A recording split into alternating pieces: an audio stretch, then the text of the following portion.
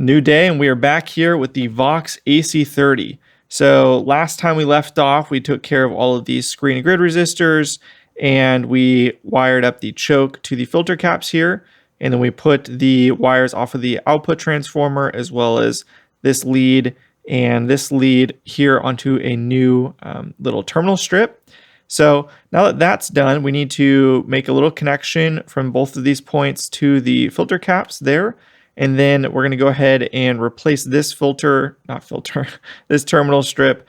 You can see it's very loose and not a good connection. Even though there's no ground connection here, we still want this obviously to be tight and not falling apart.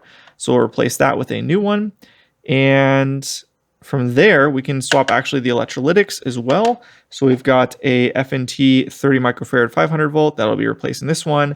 And then we also have a replacement for this filter cap right here. This is a 220 microfarad 63 volt. And once those are done, this whole area will be more or less finished. There are still some things I need to figure out, such as the grounding. As mentioned, I've got this little ground connection, which was factory. This single bolt right here is housing very important grounds. And I'm not sure if this is the best place to have all the grounds going to. So TBD on that. But yeah, that'll be like the last thing I do is figure out the grounding on this. Otherwise, just going to continue on with getting all of the parts swapped. So let's go ahead and just get a little connection right here between both posts of the filter cap. So we'll go right there like that and right there like that.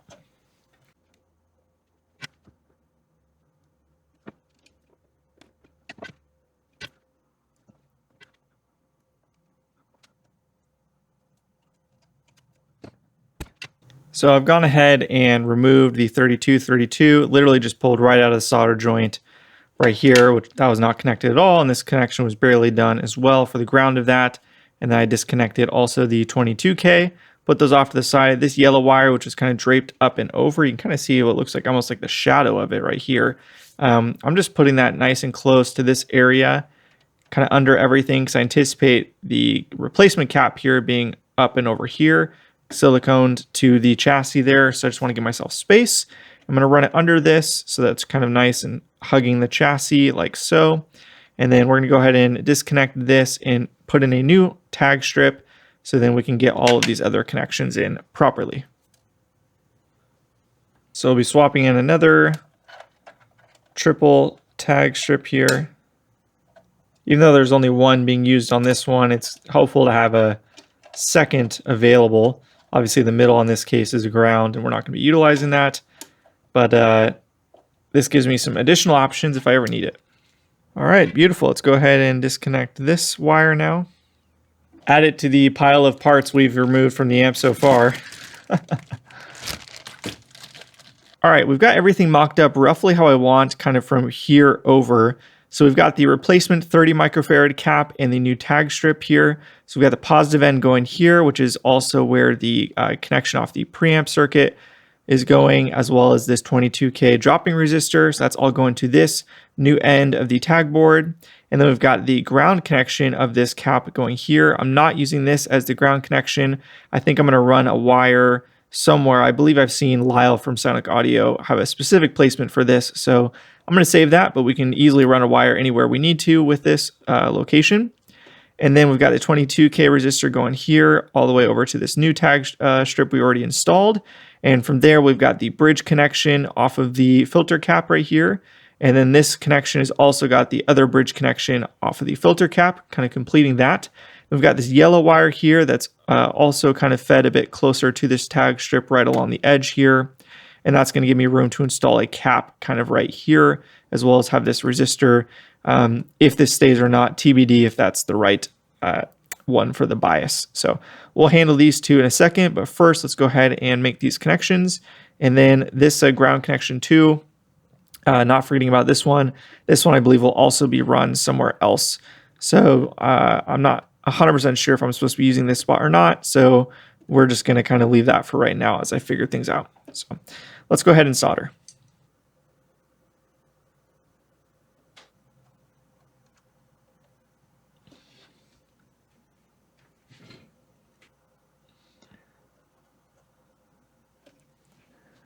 All right, so we've got these connections made. We did get a little lift up on the wire. Honestly, I think it's just impossible to avoid that with the solid core and the sheathing around these. It's just so fragile. Any heat at all, and it just seems to lift off. So not terrible, but we did not come out perfectly unscathed. Same thing with this blue right here. And then we've got the connections here all look like they came out pretty good. And we've got this cap kind of floating here, but we will be putting some silicone under that to hold it in place. Now we can go ahead and move on to this cap, remove that, and then get the silicone ready for both of those installs, and we'll do them at the same time.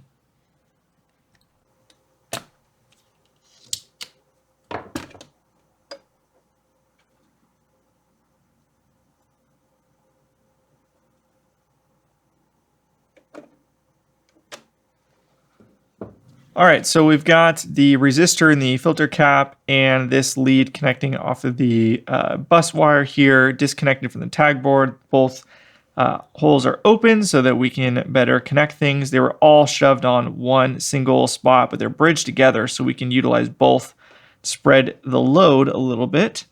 So we're gonna go ahead and try and remove this giant blob of whatever's going on here to get the filter cap and the resistor out.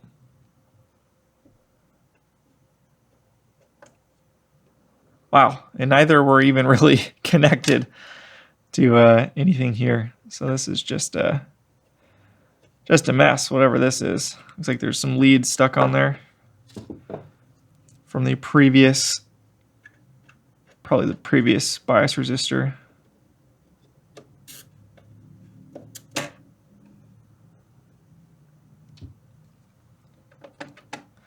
Got a little bit of solder on my wire here. Love that. Love to see that splatter.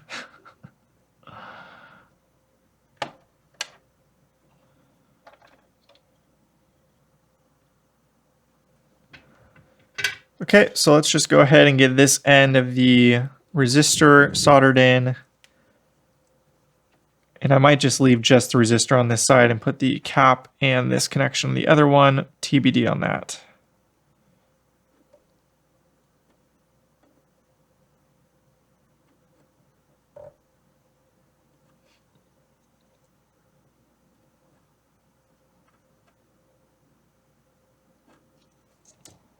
So now we've got our capacitor here, and this is the 22 microfarad 63 volt.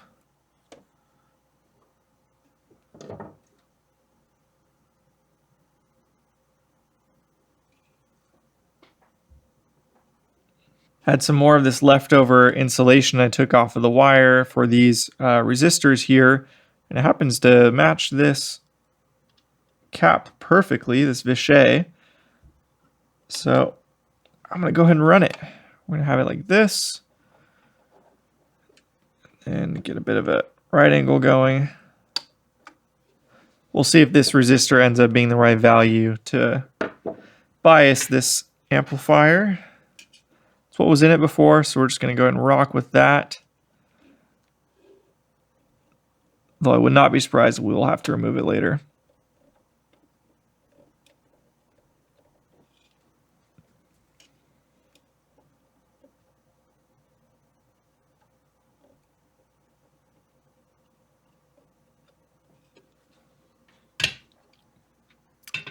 And I will leave the leads a little bit long there just in case we have to swap things out.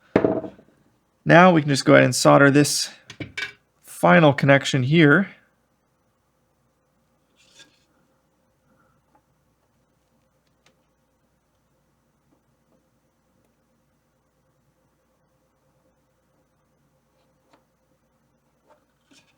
Just adding a bit more solder everywhere.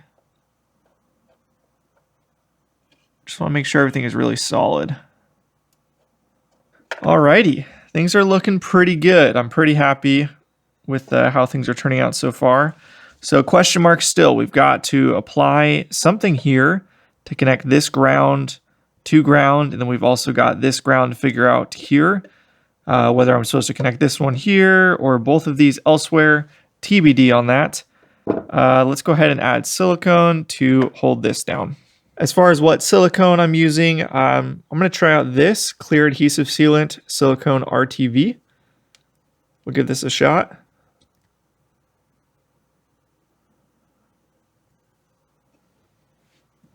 Just hold that down for a second. Great. Now we'll just add a little bit to this fichet. Okay, I'm pretty happy once again with everything here and how it all came out. Looking it over one last time. Really, yeah, like I said before, the last things we got to figure out are just these ground connections. And then also I got to tackle all of this. But from here over, minus these two ground connections, I'm pretty happy with how it all is coming out. So let me go ahead and do some research and see what to do about those. And then we can go ahead and move on down here. So next up is just a little stopgap. I think I'm going to go ahead and clean up these connections to the tube sockets here. They look pretty rough and there's some nasty corrosion and stuff on those wires. I know there's no way I'm going to be able to save these without getting a little split, just because they're already splitting from the factory likely. So it is what it is, but we're just going to go ahead and clean those up a little bit because while I'm here, might as well. So you can see hopefully on this that the insulation is already pretty jacked up on this, on both of them. And I can't be blamed for that. Predates me. What I'm trying to do is just cut around the gross part of the insulation. It is kind of gnarly how heavy duty the wire they used is. You got these delicate little tube socket pins and this thick solid core wire connected to it.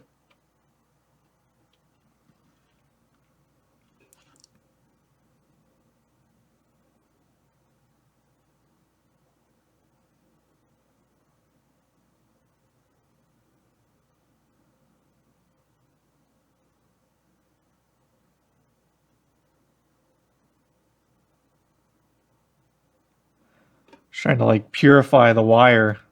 It's got so much junk in it. You can see it just kind of bubbling up. I don't know if you guys will be able to see that or not. It's probably out of focus, but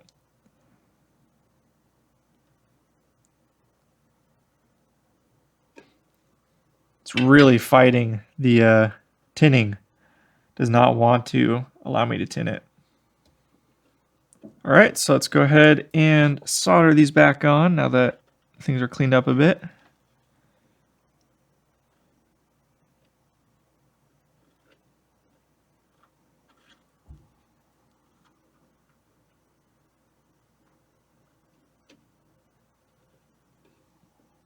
Now, these ones look okay. That one just had a giant pool of solder, which made me want to fix it. Those look all okay to me. I'm just visually inspecting all of the solder connections to make sure I don't see any cold solder joints, any, cracking or anything like that. Cool. The only one that looks suspect is the one that also has the red and yellow connections here.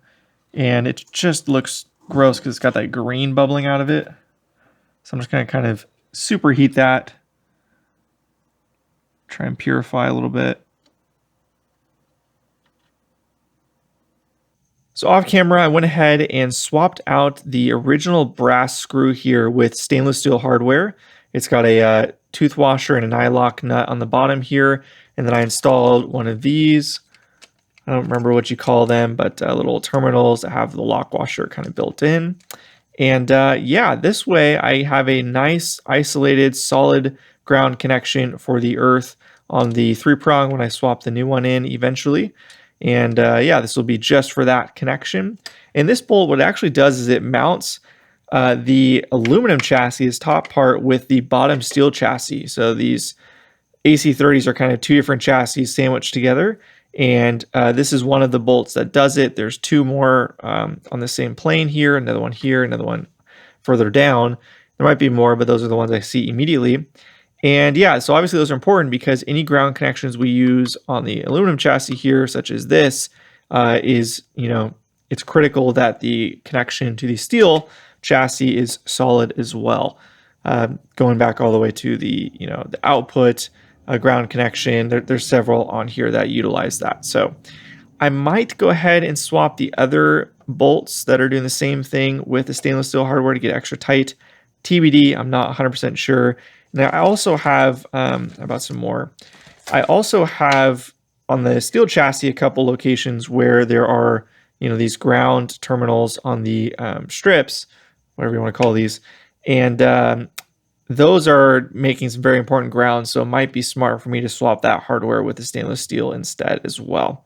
So TBD on all of that, but this one I thought made the most sense, and obviously I'll hang on to the brass screw or whatever, but functionally I think this is the right move. So, all right, let's go ahead and move on. All right, so the main agenda for tonight is to sort out this mess. There's a lot of work to be done, and to be honest, I'm not sure I'm going to get to all of it because it's already quite late. But the starting point we're going to do here is sort out this tube socket. So we've got 2 of the 4 connections to the rectifier here off of the power transformer that are not actually soldered through the hole of the pin. These ones are, and these 2 are just laying flat on top. So those need to be sorted out. And while I'm doing that, I'm going to go ahead and move the connections here from 4 over to 5 and from 5 over to 6. Do I have that right? No, 6 over to 7.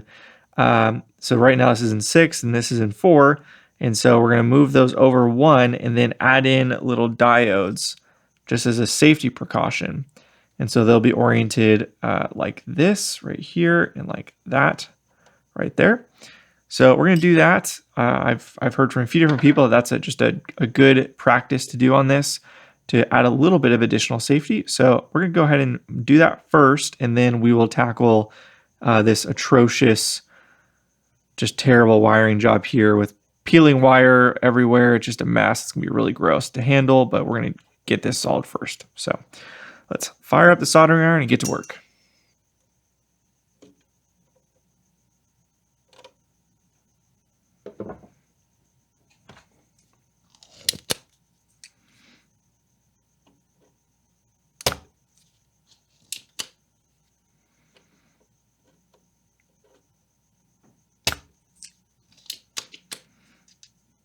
So it's a pretty tight fit to get that through the hole, so I'm not going to try and bend it over or anything. That's going to be more than fine. It's a pretty solid mechanical connection as is. We'll go ahead and solder that lower part, and the upper part we'll add the diode. All right, let's go ahead and solder the first diode in.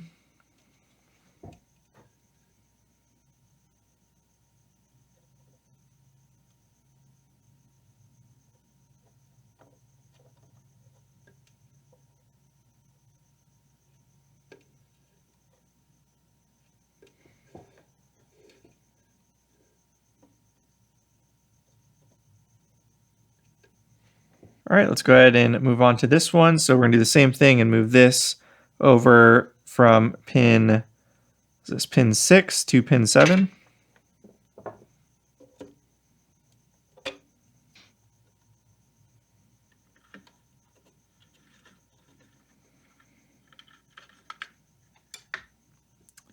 So for this one, I think I'm going to tin this pin a little bit.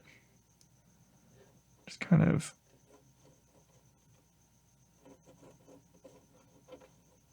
I think that'll help make things a bit easier.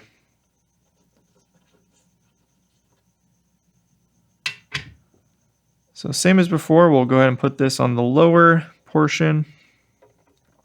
Being mindful of the direction of the diode, so you can see the little silver band there. That tells you. Cool. So just to recap, what we did here is we moved, let me find my pointer, there we go. So we moved the connections off the power transformer here, these 2 yellow ones, we moved them from pin 4 to pin 5, and then bridged those with a little diode.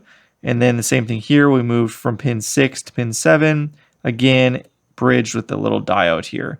And so as I understand it, if you have a bad rectifier tube, a dead short in the rectifier tube, that this little diode will pop, and that will stop the rectifier from potentially blowing up your power transformer. Now, this power transformer is actually not original to the amp. I mentioned this in the first and second video I believe I did in this series. This is from a 70s, early 70s AC30. It's a Lemark, Lemark, which was an original vintage Vox part, but they didn't come out with it until I believe it's the late 60s, early 70s, if I remember correctly. Either way, power transformer doesn't affect the tone, at least in my opinion, and from what I've read online. This is just obviously giving the needed voltages to power everything, such as the filament wires and all of that. So that is fine, although I do have a potential lead on a original power transformer.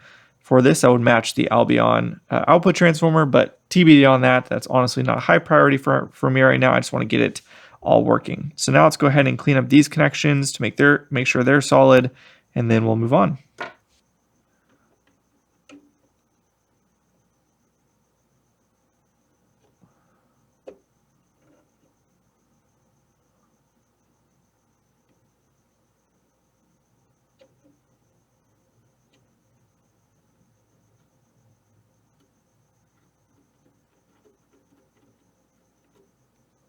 So I don't really know what to make of this wire right here. I just disconnected it. The very end of it, you can see is tinned and it takes solder fine.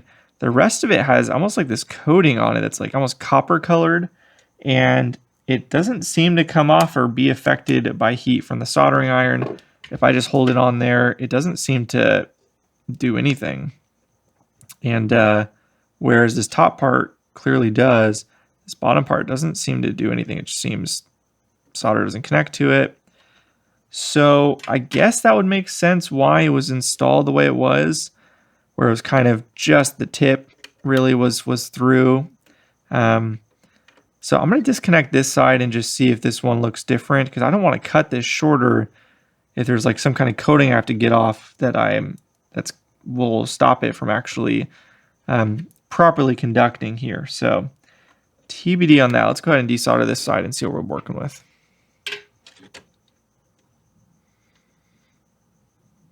So what I ended up doing is I actually ended up taking a razor blade to kind of, well, I first cut it shorter, and then I took a razor blade to get the coating off. There's definitely a coating on it. I don't know what it is, but I was able to kind of get it off so it looks mostly shiny now, and I feel more confident in that connection. And then I just went ahead and hooked these up once again. So we'll do fresh solder joints on those. Get those going, and we'll move that one over.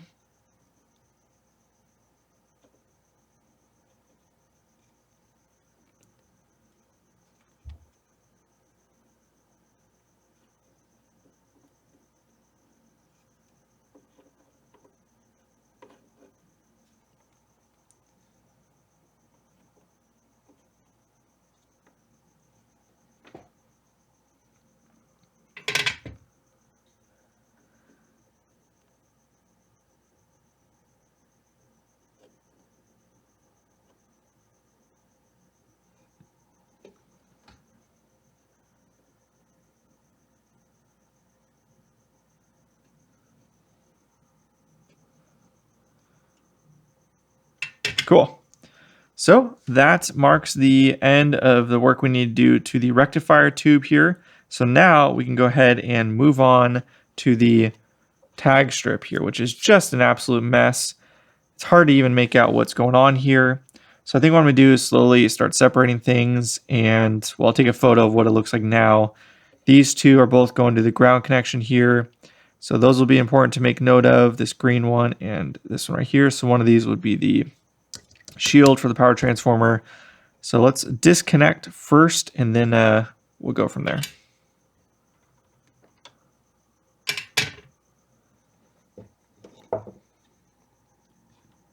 Well, it looks like somebody started to wrap these around, but didn't actually connect them with much solder. So I'm actually going to go ahead and do that now while I have them floating here, just to get them nice and joined.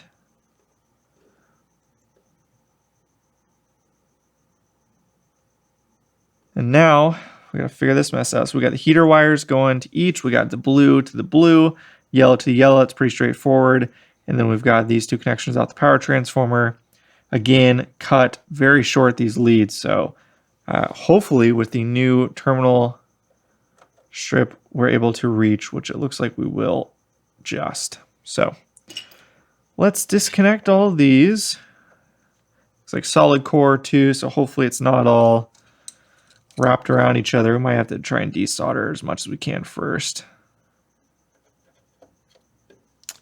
Oh, well, looks like that was not even connected to the eyelet. Yep, so that was just floating. Man, they cut it so short. Same thing for this one. Just move those up and out of the way.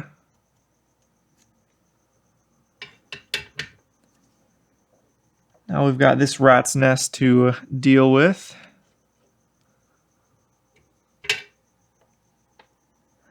Now this sheathing here, you can see is already coming apart. It just falls apart once you add any heat to it. So I don't have high hopes of coming out completely unscathed here, but we'll do our best as always. Looks like this bottom one was the one that was really jacked.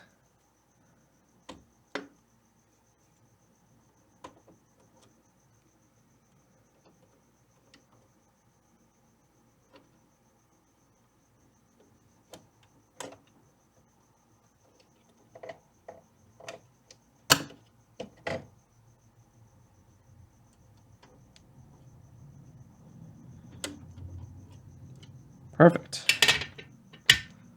Let's get all this stuff out of the way here.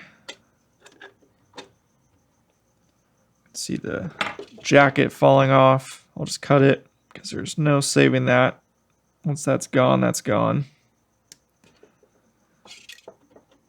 But I think we'll be able to just cut the lead short here when we install the new tag strip. So I don't think it's going to be a problem at all, but just get everything out of the way and let's grab a socket and take this off.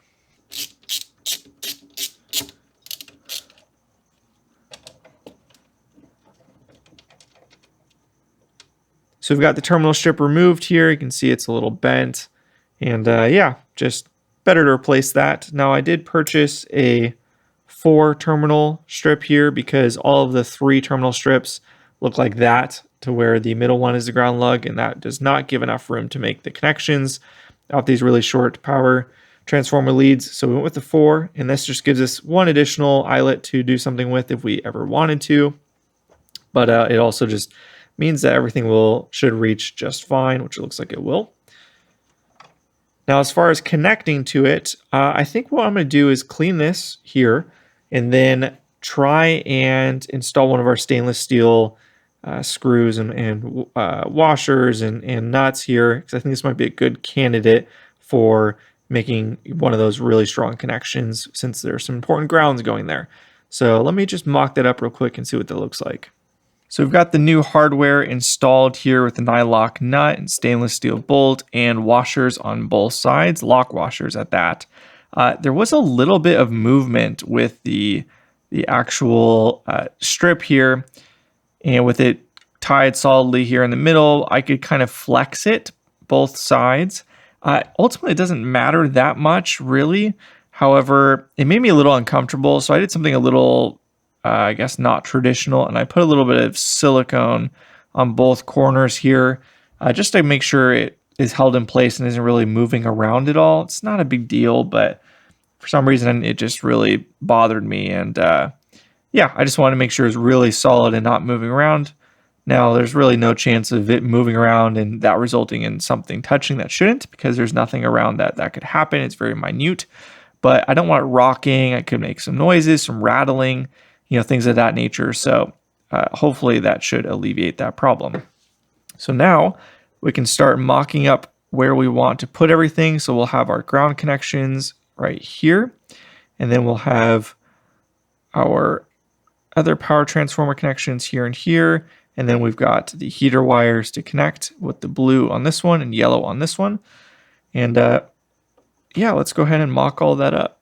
And while I have this here, one thing I did read about is that people tend to tie the ground connection off of the main filter cap here, the 16x16 dual cap. Instead of going to this ground, they tie it to the ground coming off the power transformer. So I think I'm gonna go ahead and try that, disconnect this lead, and we'll run a new one here up and over and tie it to this location here. And then if it's causing some noise issues, whatever, we can always experiment with that later. That's pretty easy to swap back to this, but I think let's go ahead and give that a shot from the beginning. All right, we've got the black ground wire running all the way up and over and mocked up here. So let's go ahead and solder that in.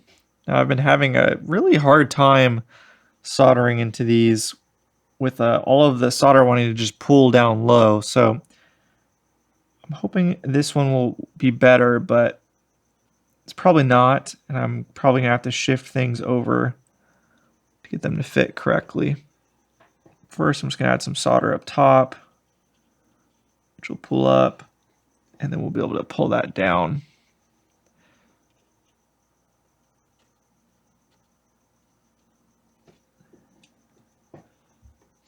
All right, I'm pretty happy with that. Just get a little solder on the back side as well.